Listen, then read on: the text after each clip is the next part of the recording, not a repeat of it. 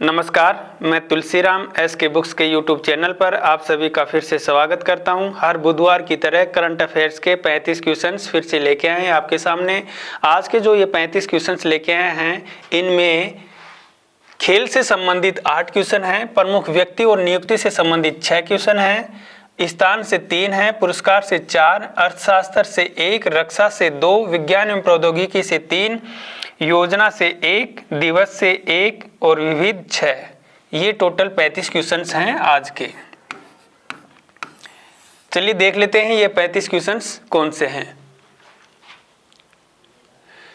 First question है आपका खेल से संबंधित है। क्या पूछा गया है? महिला प्रीमियर लीग 2024 की नीलामी में सबसे महंगी अनकैप्ड खिलाड़ी कौन है? वृंदा दिनेश, मेघना सिंह, काशवी गौतम, एनाबेल सदरलैंड। ये 4 आपके ऑप्शन हैं, तो आपका उत्तर है काशवी गौतम। काशवी गौतम महिला प्रीमियर लीग 2024 की नीलामी में सबसे महंगी अनकैप्ड महिला खिलाड़ी हैं। अब देखिए, हम हर बार बताते हैं आपको, किसी क्वेश्चंस के नीचे स्टैटिक जीके होती है और किसी क्वेश्चंस के नीचे एक्सप्लेनेशन होती है। वह भी ध्यान देकर पढ़ें क्योंकि एग्जाम की दृष्टि से इंपॉर्टेंट होती है। अब देखिए नीचे, चंडीगढ़ की रहने वाली क्रिकेटर काशवी गौतम तेज गेंदबाज, ये तेज गेंदबाज हैं, को गुजरात जॉइंट्स ने 2 करोड़ रुपए में खरीदा है। यह अब तक की सबसे महंगी अनकैप्ड खिलाड़ी बन चुकी है। सबसे महंगी अनकैप्ड खिलाड़ी बन चुकी है और ये हैं काशवी गौतम। आगे देखिए, हाल ही में गुवाहाटी मास्टर्स बैडमिंटन टूर्नामेंट 2023 में महिला डबल्स का खिताब किसने जीता है? महिला डबल्स का सुंग सुओ, यूसियन, अश्विनी पोनप्पा, तनिषा क्रेस्टो, ललिन रात, अश्विनी पोनप्पा, तनिषा क्रेस्टो, सुंग सुओ। तो आपका उत्तर है अश्विनी पोनप्पा और तनिषा क्रेस्टो। इन्होंने हाल ही में गुवाहाटी मास्टर बैडमिंटन टूर्नामेंट 2023 में महिला डबल्स का खिताब अपने नाम किया है। अब देखिए, ये है अश्विनी पोनप्पा और ये हैं तनिषा क्रेस्टो। नेक्स्ट, हाल ही में पुरुष एथलीट ऑफ द ईयर पुरस्कार 23 किसे मिला है? पुरुष एथलीट ऑफ द ईयर पुरस्कार 23 किसे मिला है? Noah Lyles, Neeraj Chopra, Eliud Kipchoge, Kelvin Kiptum. तो आपका उत्तर है नोआ लाइल्स। ये हैं नोआ लाइल्स और ये अमेरिकी एथलीट हैं। आगे देखिए, हाल ही में WTA player of the year पुरस्कार 23, WTA प्लेयर ऑफ द पुरस्कार 23 किसने जीता है? Zheng Qinwen, Elina Svitolina, Mirra Andreeva, Iga Swiatek. तो आपका उत्तर है ईगा स्विएटेक। ये हैं Iga Swiatek. Iga Swiatek Poland की यानी पोलिश टेनिस प्लेयर है। देखिए नीचे, ईगा स्विएटेक पोलैंड की टेनिस प्लेयर हैं। नेक्स्ट, हाल ही में international tennis hall of fame में शामिल, international tennis hall of fame में शामिल होने वाले पहले एशियाई पुरुष टेनिस खिलाड़ी कौन हैं? पहले एशियाई पुरुष टेनिस खिलाड़ी कौन हैं?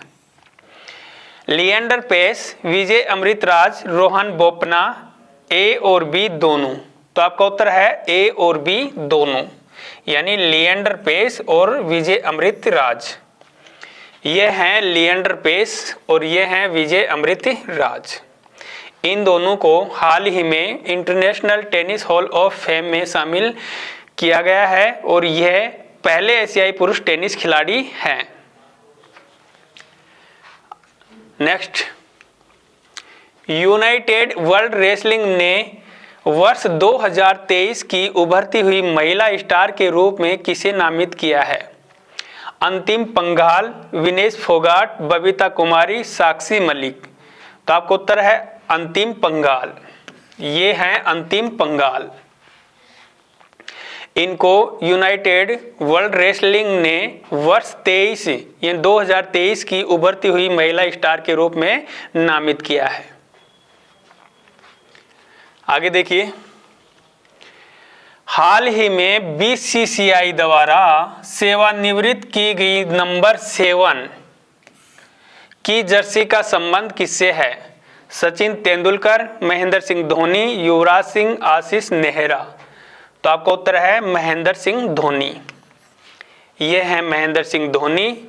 और ये जो नंबर 7 की जर्सी है ये महेंद्र सिंह धोनी से संबंधित जर्सी है, यानी 7 नंबर की जो जर्सी है महेंद्र सिंह धोनी पहना करते थे। आगे देखिए, हाल ही में आईपीएल 2024 टीम मुंबई इंडियंस का कप्तान किसे बनाया गया है? रोहित शर्मा, जसप्रीत बुमराह, हार्दिक पांड्या, ईशान किशन। तो आपका उत्तर है हार्दिक पांड्या। इससे पहले मुंबई इंडियंस के कैप्टन थे वह रोहित शर्मा थे। अब उनकी जगह आईपीएल 2024 में जो मुंबई इंडियंस के कैप्टन बनाए गए हैं वे हार्दिक पांड्या हैं। अब देखिए नीचे, आईपीएल 2024 में 17वें संस्करण, आईपीएल का ये 17वां संस्करण होगा 2024 में। इस संस्करण में 10 टीमें भाग लेंगी, जिसमें मुंबई इंडियंस के कप्तान कौन होंगे? हार्दिक पांड्या। नेक्स्ट, अब क्वेश्चन है आपके प्रमुख व्यक्ति और नियुक्ति से संबंधित।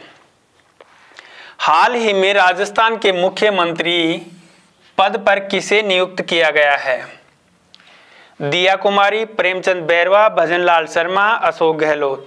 ये 4 आपके ऑप्शन हैं। तो आपका उत्तर है भजनलाल शर्मा। ये हैं भजनलाल शर्मा जी जो हाल ही में राजस्थान के मुख्यमंत्री बने हैं। एक नवंबर महीने में 5 राज्यों में जो चुनाव हैं उनमें 4 राज्यों की जो मतगणना हुई है, रिजल्ट आया है वह 3 दिसंबर को आया और मिजोरम का 4 दिसंबर को मतगणना हुई, यानी 4 दिसंबर को मिजोरम का रिजल्ट आया है। इनमें 3 राज्यों में राजस्थान, मध्य प्रदेश व छत्तीसगढ़ में बीजेपी की सरकार बनी है, तेलंगाना में कांग्रेस की सरकार बनी है, वह मिजोरम में जेडपीएम की सरकार बनी है। अभी इनमें जो राजस्थान है इसके बारे में ये क्वेश्चन पूछा है। अब राजस्थान में पूछा है कि राजस्थान के मुख्यमंत्री पद पे किसे नियुक्त किया गया, तो आपका उत्तर है भजनलाल शर्मा। अब राजस्थान में 2 उप मुख्यमंत्री भी बनाए गए हैं। ये उप मुख्यमंत्री हैं दिया कुमारी, प्रेमचंद बैरवा। ये 2 उप मुख्यमंत्री बनाए गए हैं राजस्थान में। और ये अशोक गहलोत हैं, ये राजस्थान के पूर्व मुख्यमंत्री हैं। अब देखिए नीचे, राजस्थान 200 क्या है? राजस्थान की ये 200 कुल विधानसभा सीटें हैं। इनमें 199 सीटों पर ही चुनाव हुए हैं। और जो करणपुर की सीट है, करणपुर, ये करणपुर है श्री गंगानगर जिले में।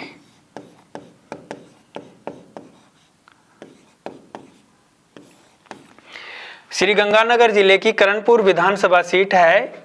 इस पर चुनाव से पहले ही कांग्रेस के प्रत्याशी गुरमीत सिंह कुन्नर की मृत्यु हो गई थी, जिसके कारण से चुनाव आयोग ने यहां की सीट पर चुनाव रद्द कर दिया, जिसका चुनाव अब 5 जनवरी को होगा और 8 जनवरी की मतगणना होगी। इसलिए 199 सीटों में भाजपा को 115 सीटें व कांग्रेस को 69 सीटें व अन्य को 15 सीटें मिली हैं राजस्थान में। और मुख्यमंत्री की शपथ यहां राजस्थान में 15 दिसंबर 2023 को ली गई है। आगे देखिए, हाल ही में मध्य प्रदेश के मुख्यमंत्री पद पर किसे नियुक्त किया गया? मध्य प्रदेश के मुख्यमंत्री पद पर किसे नियुक्त किया गया? मोहन यादव, राजेंद्र शुक्ला, जगदीश देवड़ा, शिवराज सिंह चौहान। ये 4 आपके ऑप्शन हैं। तो आपका उत्तर है मोहन यादव। ये हैं मोहन यादव, जो मध्य प्रदेश के मुख्यमंत्री बनाए गए हैं। और ये राजेंद्र शुक्ला हैं, ये उप मुख्यमंत्री हैं।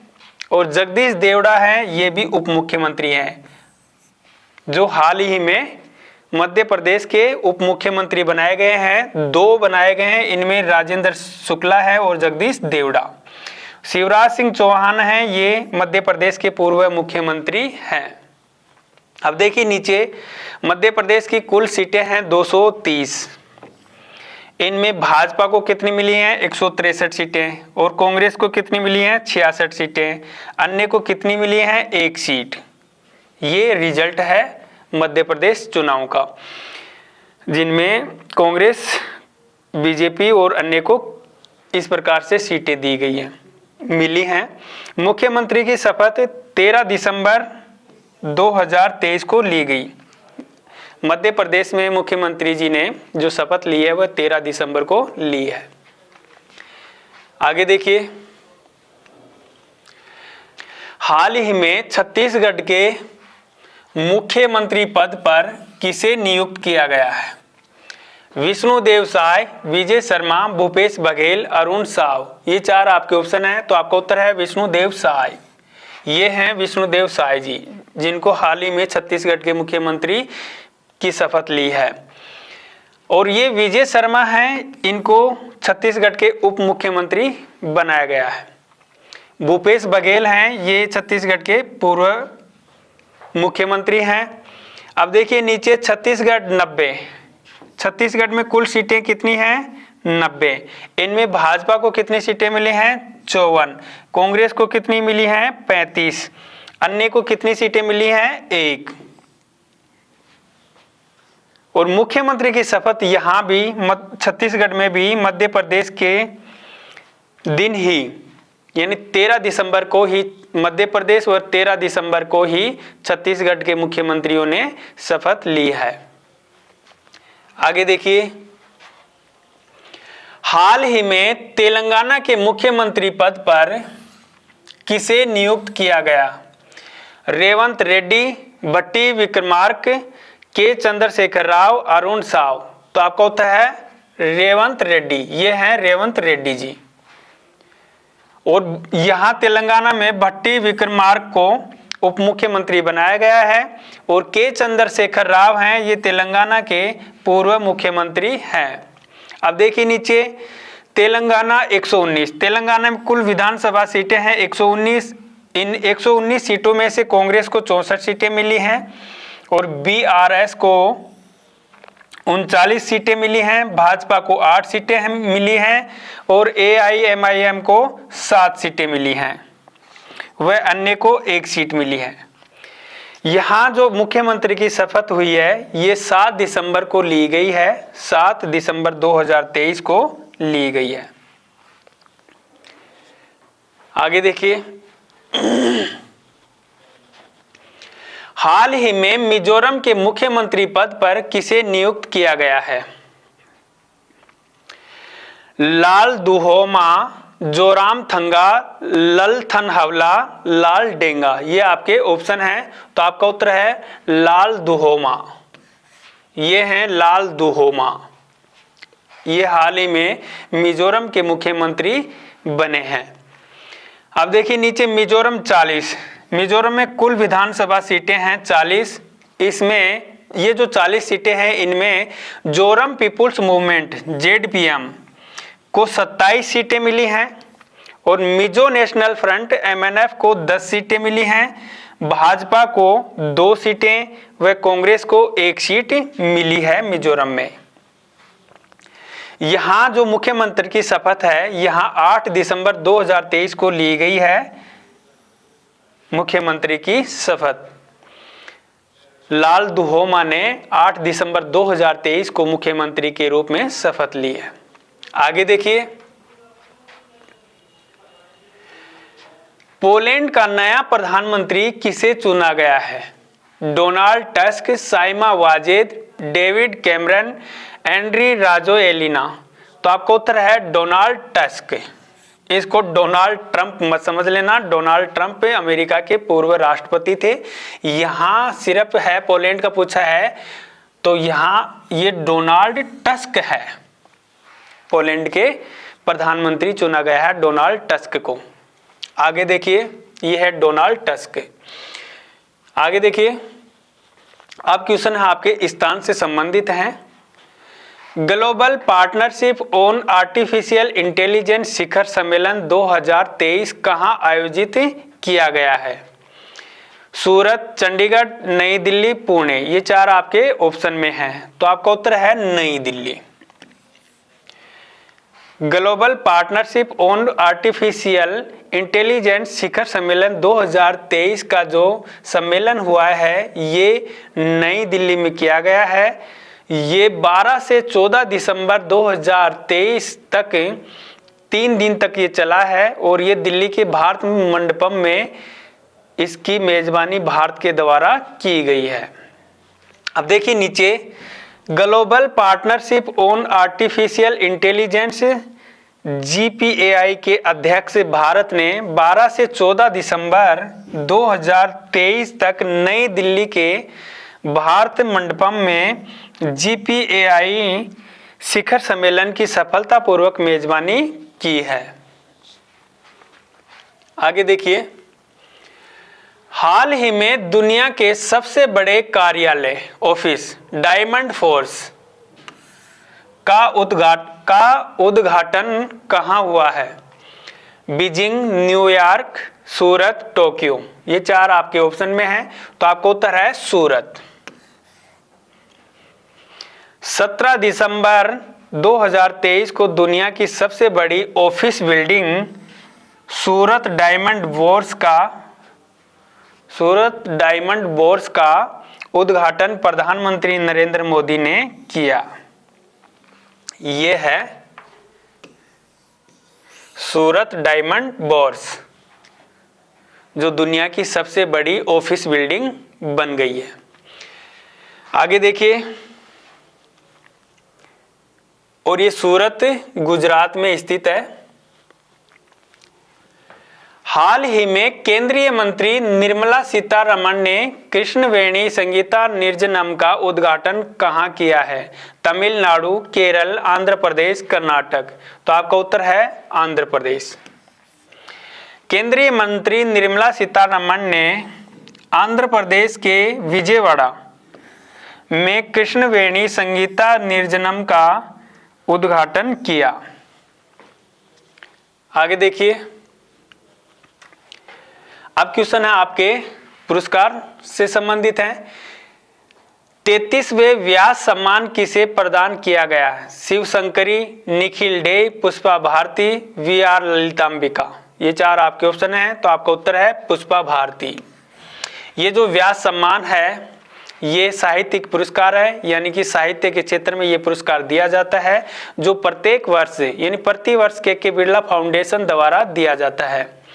अब देखिए नीचे, व्यास सम्मान पुरस्कार एक साहित्यिक पुरस्कार है, साहित्य के क्षेत्र में दिया जाता है, जो प्रत्येक वर्ष के बिरला फाउंडेशन द्वारा दिया जाता है। और पुष्पा भारती जी को जो ये अवार्ड दिया है व्यास सम्मान 33वां, ये हिंदी लेखिका हैं पुष्पा भारती जी, इनको 33वां व्यास सम्मान दिया गया है। आगे देखिए, हाल ही में Diwali power of one award 2023 से किसे सम्मानित किया गया है? Nikhil Dey, Taylor Swift, Ajay Banga, Ban Ki moon. ये चार आपके ऑप्शन हैं, तो आपका उत्तर है बान की मून। देखिए, ये अवार्ड बान की मून के साथ साथ में 3 अन्य राजनयिकों को भी दिया गया है। यहाँ ऑप्शन में सिर्फ बान की मून था और तीनों के नाम यहाँ ऑप्शन में थे नहीं, इसके अनुसार यहाँ उत्तर अपना बान की मून बन जाता है। अब देखिए नीचे, यह सम्मान शांतिपूर्ण और सुरक्षित विश्व की खातिर काम करने के लिए हर साल दिया जाता है। शांतिपूर्ण और सुरक्षित विश्व की खातिर काम करने के लिए यह पुरस्कार संयुक्त राष्ट्र संघ के पूर्व महासचिव बान की मून व अन्य 3 राजनयिक मिरसादा कोलाकोविक, किमसुक, मिरोस्लाव लाजक को दिया गया है। आगे देखिए, हाल ही में किस मशहूर बॉलीवुड अभिनेता को इटली के सर्वोच्च नागरिक पुरस्कार order of merit of the Italian Republic से सम्मानित किया गया है? अमिताभ बच्चन, अक्षय कुमार, कबीर बेदी, शाहरुख खान। तो आपका उत्तर है कबीर बेदी। ये हैं कबीर बेदी। कबीर बेदी ने हिंदी सिनेमा के साथ इटालियन फिल्मों में भी काम किया है। आगे देखिए, मिस इंडिया यूएसए 2023 का खिताब किसने जीता? कीर्ति कामरा, रिजुल मैनी, आयुषी कपूर, सलोनी राम मोहन। तो आपका उत्तर है रिजुल मैनी। ये है रिजुल मैनी। इनको मिस इंडिया यूएसए 2023 का खिताब दिया गया है। तो ये थे आपके यहाँ तक के क्वेश्चंस। अब आगे के क्वेश्चंस आपको सर बताने जा रहे हैं। क्लास को कंटिन्यू रखते हुए अर्थशास्त्र से क्वेश्चन देखते हैं। क्वेश्चन नंबर 22 है, हाल ही में डेकाकॉर्न बनने वाला भारतीय ब्रांड कौन सा है? ऑप्शन है ए एसबीआई, बी है इसमें पेटीएम, सी है इसमें आईपीएल और डी है बायजूस। तो डेकाकॉर्न बनने वाला भारतीय ब्रांड अभी बना है वो आईपीएल बना है। ठीक है, ब्रांड फाइनेंस के अनुसार ब्रांड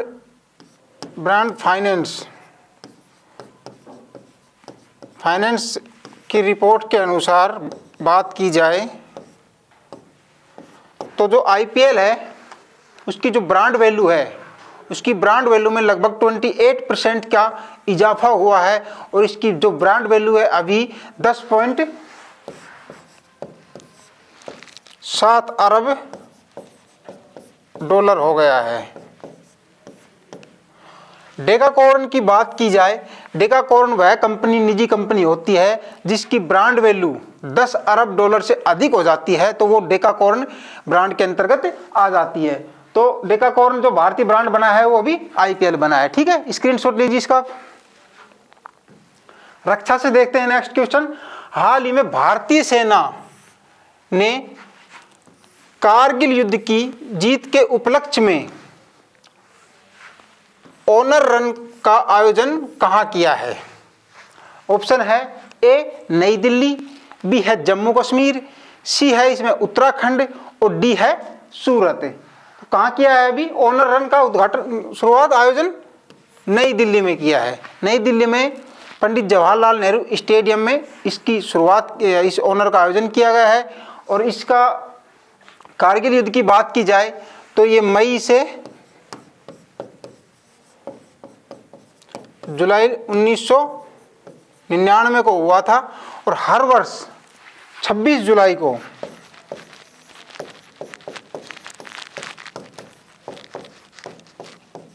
कारगिल विजय दिवस के रूप में मनाया जाता है। यानी कि 26 जुलाई को कारगिल विजय दिवस के रूप में मनाया जाता है। ठीक है, नेक्स्ट देखते हैं, हाल ही में रक्षा से यही, हाल ही में भारतीय सशस्त्र बलों ने किसके साथ संयुक्त सैन्य अभ्यास, उसका नाम है विनबैक्स 2023 प्रारंभ किया है? ऑप्शन है ए ऑस्ट्रेलिया, बी है श्रीलंका, सी है इसमें वियतनाम और डी है जापान। तो किसके साथ किया है विनबैक्स 2023? वियतनाम के साथ भारतीय सशस्त्र बल की जो सेनाएं थी उन्होंने संयुक्त अभ्यास किया है, उसका नाम विनबैक्स 2023 है। और ये विनबैक्स वियतनाम में कहाँ हुआ है? हनोई में, वियतनाम के हनोई में ये चल रहा है। और बात की जाए तो इसका संस्करण की बात की जाए तो ये 4 नंबर का संस्करण है, 4th नंबर का, और 11 से 21 दिसंबर के मध्य ये अभ्यास चल रहा है। ठीक है, स्क्रीनशॉट लीजिए। विज्ञान और प्रौद्योगिकी से है, हाल ही में सर्वोच्च न्यायालय ने कौन सा एआई संचालित क्षेत्रीय भाषा अनुवाद उपकरण लॉन्च किया है? ऑप्शन है ए असीम, बी है सुवास, सी है इसमें सत्यभामा और डी है इसमें प्राप्ति। तो राइट आंसर कौन सा होगा? एआई संचालित जो है सर्वोच्च न्यायालय ने शुरू किया है वो सुआस किया है।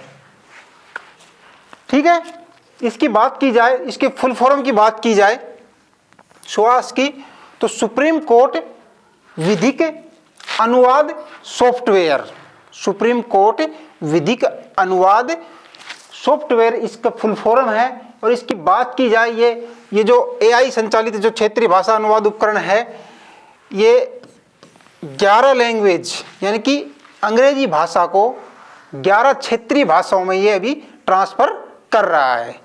ठीक है, नेक्स्ट देखते हैं। हाल ही में चर्चा में रहे ग्रीन वॉइस 2050 प्रोजेक्ट का संबंध किससे है? ऑप्शन है ए IUCN, बी है IMO, सी है WMO और डी है WEF। ग्रीन वॉइस 2050 प्रोजेक्ट का संबंध IMO यानी कि अंतर्राष्ट्रीय समुद्री संगठन से इसका संबंध है। इसकी बात की जाए ग्रीन वॉइस 2050 प्रोजेक्ट के बारे में थोड़ा जान लेते हैं। नॉर्वे सरकार और अंतर्राष्ट्रीय समुद्री संगठन के बीच ये 2019 में ये शुरू किया गया था संयुक्त रूप से, और इसका जो मुख्य उद्देश्य था वो शिपिंग उद्योग को न्यून कार्बन वाले भविष्य के उद्योग में बदलना था। ठीक है, नेक्स्ट देखते हैं। हाल ही में भारत की सबसे तेज सौर इलेक्ट्रिक नाव का नाम है बाराकूडा, कहां लॉन्च हुई है? भारत की सबसे तेज सौर इलेक्ट्रिक नाव बाराकूडा कहां लॉन्च हुई है? ऑप्शन देखते हैं। ए गुजरात, बी है केरल, सी है पश्चिमी बंगाल और डी है ओडिशा। तो राइट आंसर क्या होगा? केरल। केरल में कहां हुई है? अलपुजा में नेवाल्ट सोलर और इलेक्ट्रिक बोट के यार्ड में इसको लॉन्च किया गया है। योजना से संबंधित क्वेश्चन है ये। हाल ही में केंद्र सरकार ने पहली शहरी बाढ़ शमन परियोजना को कहां मंजूरी दी है? ऑप्शन देखते हैं। ए सूरत, बी मुंबई, सी है बेंगलोर और डी है चेन्नई। राइट आंसर होगा इसमें चेन्नई। माननीय केंद्रीय गृह मंत्री अमित शाह ने चेन्नई बेसिन परियोजना के लिए लगभग 561.29 करोड़ का पैकेज की घोषणा की है। इसका मुख्य उद्देश्य जो अभी तूफान आया था, इसमें अभी मिचोंग नाम का तूफान आया था चेन्नई में, उससे इसमें पानी बहुत अधिक भर गया था। उस बाढ़ के पानी से निजात दिलाने के लिए यानी कि उस पानी की अच्छे से निकासी करने के लिए इस शहरी बाढ़ शमन परियोजना की मंजूरी दी है, जिसके लिए 561.29 करोड़ के लगभग केंद्र सरकार ने इसको राशि प्रदान की है। ठीक है, तो ध्यान रखना शहरी बाढ़ शमन परियोजना जो मंजूरी मिली है वो चेन्नई को मिली है। केंद्र सरकार की पहली शहरी बाढ़ शमन परियोजना है ये। ठीक है, नेक्स्ट देखते हैं। दिवस से संबंधित क्वेश्चन है। हाल ही में विजय दिवस 2023 कब मनाया गया है? ऑप्शन है ए 14 दिसंबर, बी है 15 दिसंबर, सी है 16 दिसंबर और डी है 17 दिसंबर। तो राइट आंसर क्या होगा? 16 दिसंबर। 16 दिसंबर 1971 को इंडिया वर्सेज पाकिस्तान तो युद्ध हुआ था। इसमें भारत ने पाकिस्तान को बुरी तरीके से परास्त कर दिया था, हरा दिया था। उसमें जो हमारे जो भारतीय सैनिक जो शहीद हुए थे उनके जो श्रद्धांजलि देने के लिए प्रतिवर्ष 16 दिसंबर को विजय दिवस के रूप में मनाया जाता है। ठीक है, नेक्स्ट देखते हैं। विविध से संबंधित सवाल है ये। हाल ही में तिब्बती नववर्ष है लोसर महोत्सव कहां प्रारंभ हुआ है? ऑप्शन देखते हैं। ए अरुणाचल प्रदेश, बी है सिक्किम, सी है नागालैंड और डी है लद्दाख। तो लोसर महोत्सव का संबंध जो है वो लद्दाख से है। ये जो महोत्सव है ये 15 दिनों तक चलता है। 15 दिन की अवधि तक ये त्योहार मनाया जाता है और प्रतिवर्ष 8 दिसंबर से 30 दिसंबर के मध्य जो शीतकालीन संक्रांति होती है उसमें किसी भी तारीख को ये प्रारंभ हो जाता है। इनकी कोई तिथि के अकॉर्डिंग एक शुरुआत होती है, तो यानी कि 8 दिसंबर से और 30 दिसंबर के मध्य 15 दिनों तक चलने वाला ये त्यौहार है जिसका संबंध लद्दाख से है, लोसर महोत्सव। ठीक है, नेक्स्ट देखते हैं। हाल ही में चर्चा में रहे उष्णकटिबंधीय चक्रवात जैस्पर का संबंध किससे है? ऑप्शन है ए ऑस्ट्रेलिया, बी है ब्रिटेन, सी है चीन और डी है यूएसए। राइट आंसर क्या होगा इसमें? ऑस्ट्रेलिया। जो उष्णकटिबंधीय चक्रवात जैस्पर था उसका संबंध ऑस्ट्रेलिया से है। अभी 13 दिसंबर को ये तूफान आया था जिसमें लगभग 40,000 लोग प्रभावित हुए थे, इनको पलायन करना पड़ा था। और इस तूफान की स्पीड की बात की जाए तो 140 किलोमीटर पर आवर की स्पीड से ये तूफान आया था। तो याद रखने की बात क्या है, जैस्पर चक्रवात का संबंध किससे है? तो ऑस्ट्रेलिया से है। ठीक है, नेक्स्ट देखते हैं। विकसित Bharat 2047 voice of youth, voice of youth पहल की शुरुआत किसने की है? ऑप्शन है ए अमित शाह, बी है राजनाथ सिंह, सी है नरेंद्र मोदी जी और डी है अनुराग ठाकुर। तो राइट आंसर क्या होगा? नरेंद्र मोदी जी। माननीय प्रधानमंत्री श्री नरेंद्र मोदी जी ने विकसित भारत 2047 वॉइस ऑफ यूथ की शुरुआत की है। इनका मुख्य उद्देश्य 2047 तक, यानी कि जो अपने स्वतंत्रता हुए 100 वर्ष पूरे हो जाएंगे 2047 में, तो भारत को एक विकसित राष्ट्र घोषित करना है, इनका मुख्य लक्ष्य है। ठीक है, तो विकसित Bharat 2047 voice of youth, Narendra Modi ने इसकी शुरुआत की थी। नेक्स्ट देखते हैं।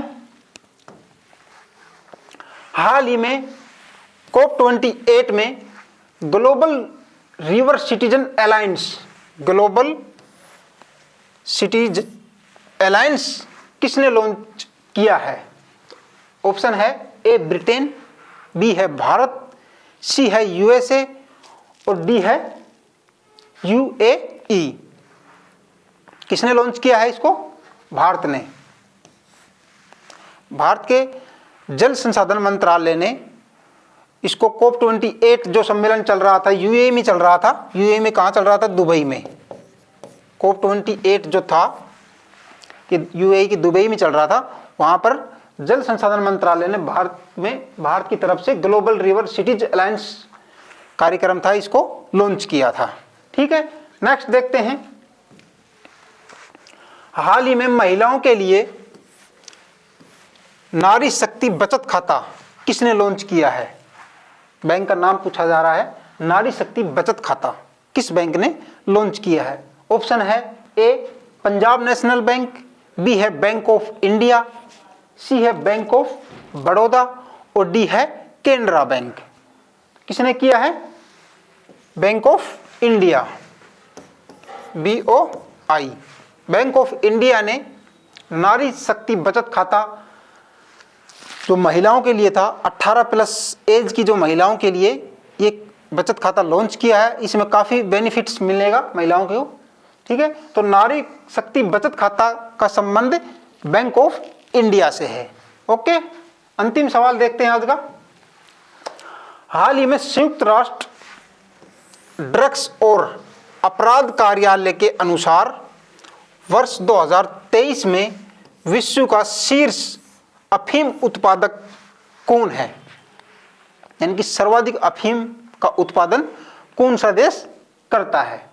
ए है म्यांमार, बी है थाईलैंड, सी है पाकिस्तान और डी है अफगानिस्तान। राइट आंसर क्या होगा इसमें? म्यांमार। ठीक है, म्यांमार में बात की जाए तो 1080 मीट्रिक टन